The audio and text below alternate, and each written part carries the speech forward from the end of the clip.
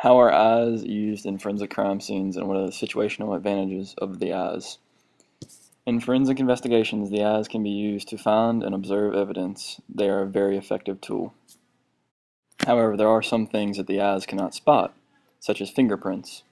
However, a laser can be used to help the eyes locate and find this evidence. The eyes also play a key role in crime scenes. The eyes must stay vigilant and observant. If they do not, they could miss key details, which could be crucial and essential to the case. In a crime scene, the eyes can also help determine the time of death of the victim. The eyes do catch some things that lasers cannot catch. A laser cannot determine the time of death of the victim, nor can it test the forensics. However, if you combine the two, it makes a smashing combination. The eyes can capture things that the laser can't. However, the laser can capture some things that the eyes can't. The eyes can also be used to recall details from a crime scene.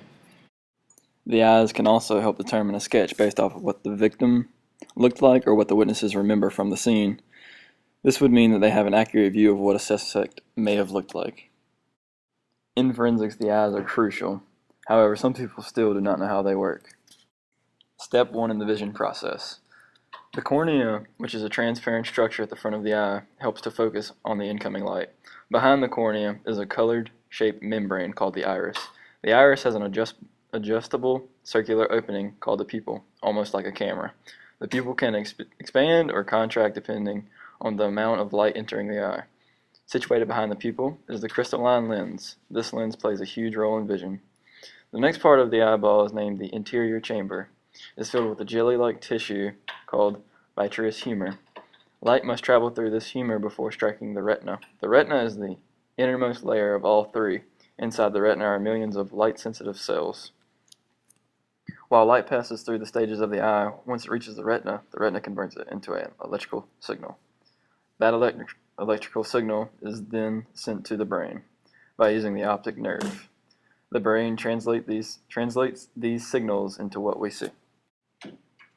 One case where the eyes have proven crucial is the Natalie Wood case, in which Natalie Wood was murdered, and it still has not been solved, but the eyes were what was used to examine most of the evidence in the 40s or 50s. Homicide scenes. There are many types of lasers. One type of laser is the dye laser. It uses organic dyes such as bromidine, liquid solution, or suspension as losing media. They are tunable over a broad range of wavelengths.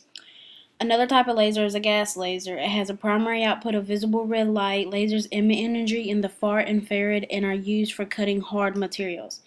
Gas lasers are lasers that use an electrical current discharged through a gas medium to produce a beam.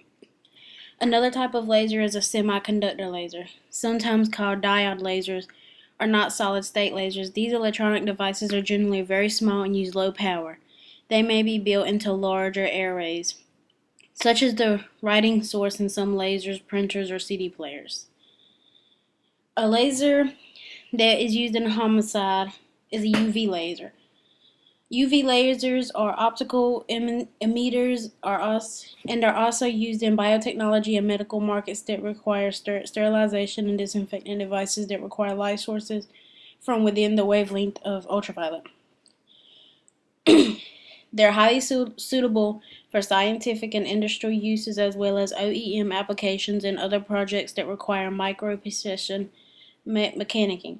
UV layers are also used in cosmetic dentistry, mainly to facilitate chemical bonding and bleaching of organic enamels and other procedures. UV laser technology will spawn a new generation of applications in nanotechnology, material sciences, biology, chemistry, plasma physics, and a myriad of other uses of UV. From UV lasers to red laser pointers and beyond, photonics will always be a fundamental achievement of mankind as UV layers are becoming as common as the rising sun. How cameras are used in the forensic crime scenes and the scientific field. The camera is a very important tool at a scene of a crime. They can be used to record on spot for clues and any hints to the solving of the case. For instance, a specialist cannot remember everything from the scene, and they would need something for the recollection of the crime. Pictures of a crime scene can be used for the preservation of the scene if needed for a later date and time. So in case if anyone shows up and disturbs the crime scene, they would know what it was like before. What are cameras? The first picture ever taken was by a French inventor in 1816, using a very small camera of his own makings and pieces of paper coated with silver chloride, which darkened when exposed to light. And these are the steps taken in which to make a photo. When you press the button to take a picture, the shutter opens, letting in light, sending it to the film. The film is covered with emulsion. Emulsion is a special gelatin-like substance made of crystallized silver halides. The emulsion then changes colors to darker or lighter pixels to finally finish making the photo.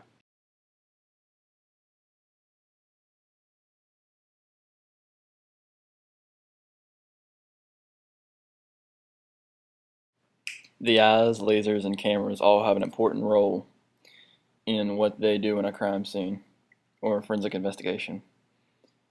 The laser is used to find evidence. The camera can be used for a multitude of different things, such as take pictures of where evidence is and to recall the scene. And the eyes can also be used to recall the scene, find witnesses, and/or make sketches. The eyes also can be used to find evidence and analyze evidence. Thank you for listening.